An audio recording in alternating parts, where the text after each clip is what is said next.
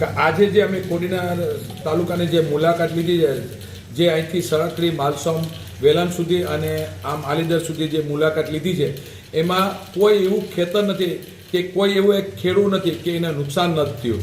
સૌથી બધા ખેડૂતોને નુકસાન થયું છે.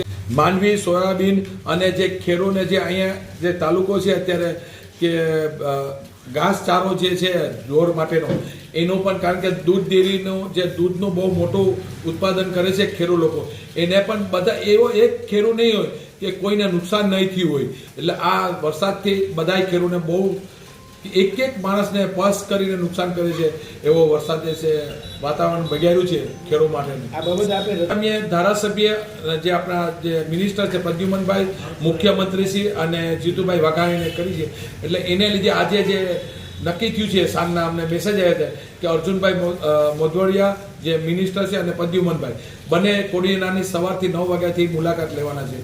અને ખેડૂતો વતી આપ શું માંગ કહો છો સરકારને? ખેડૂત વતી અમે કે ખેડૂતને જે નુકસાન થયું છે, જે ભારે નુકસાન થયું, એ માટે વહેલી તકે જે પૈસાની જે છે પેકેજ બનાવીને વહેલી તકે જે ખેડૂતને મળે એવી અમે રજૂઆત કરવાના છે.